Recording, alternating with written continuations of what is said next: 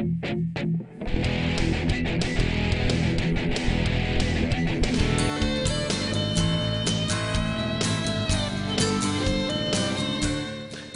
this is Dan from MusicXplorer. We're here today with Perry Leandro. He's a violinist from New Jersey, and he also teaches violin. But he didn't start out that way. He started playing guitar, and he went to Berklee College in the 70s. He then went out to California and worked for Motown Records, and he's currently a violin teacher. Hey Perry, how are you doing? Doing great. How you doing, Dan? Give us some history on your violin playing and how it all started for you.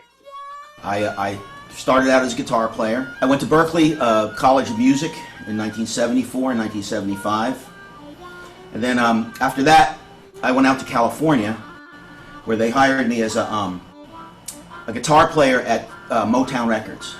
And my job at the time was to provide the background music for the writers who would come and demo their songs for the artists. And I did that for about a year. I got a lot of experience. I met Marvin Gaye. I met a couple of the Motown people, which was interesting and fun. I met Berry Gordy. Actually, sat and watched the songwriting session with him one day, where he brought in all the writers that were actually they were on salary, and he sat in front of a piano, and he just said, "Remember, there's 5 things you got to know when you're writing a song: who, what, when, why, and how." I heard this great French violinist. He's gone now, but his name was Stéphane Grappelli. Lived to be well into his 90s.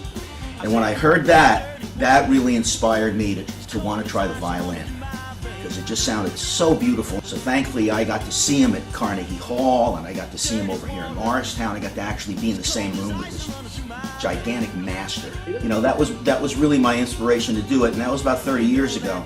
I started to get attracted a little bit more by people like Gatemouth Brown, who was a really good violin player, and Papa John Creech, and Sugarcane Harris, like the real guys that played electric violin. And the one that's, to me, a real standout that really always kind of blew my mind was Gatemouth Brown. And Gatemouth Brown had this song that he did called The Drifter. And it's just a great song, right? And that really got my, attention into the blues on violin.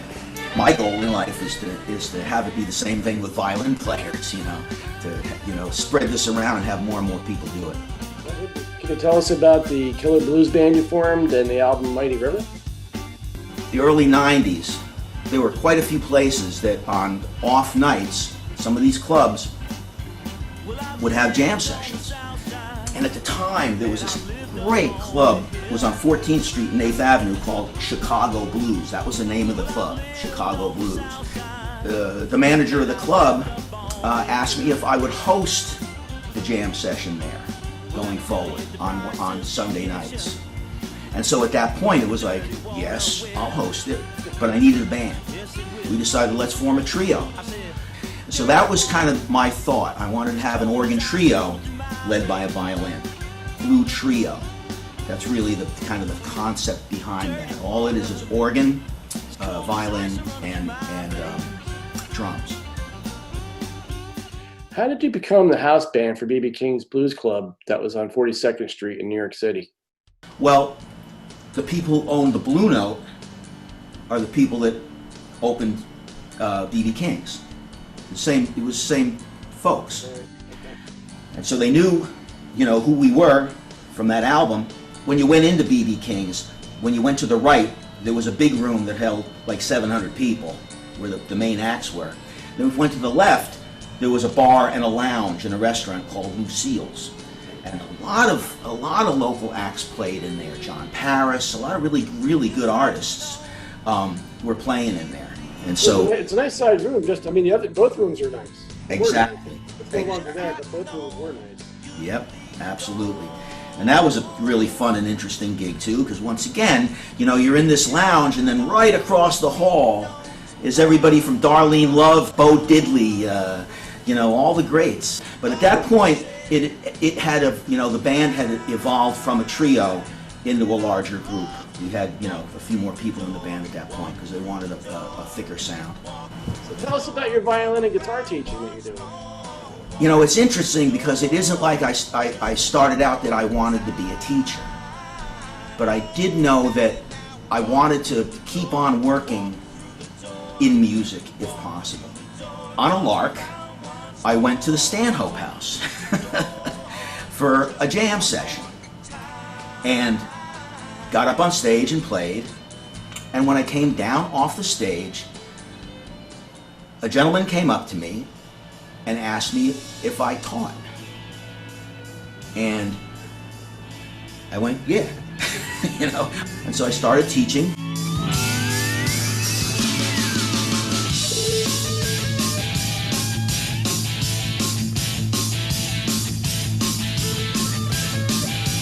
A couple of days a week.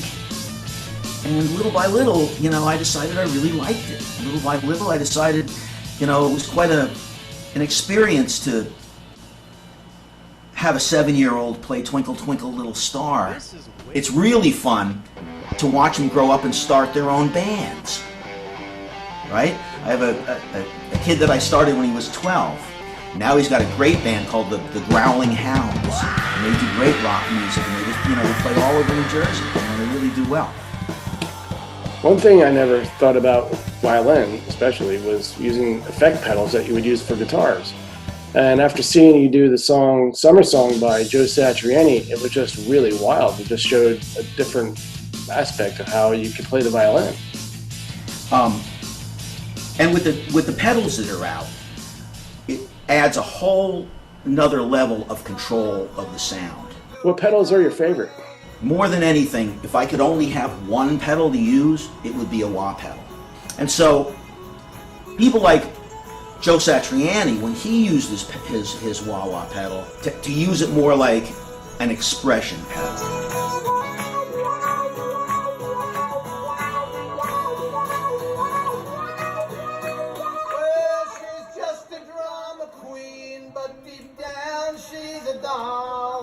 Rock and roll is king, and it echoes down the hall. My girlfriend really hates the remote. I have to sneak her. Hey Perry, thanks for talking with us about violins today. It was very interesting and seeing the role it has in blues music and rock and roll. It's been a pleasure, Dan. Thank you so much. My girlfriend.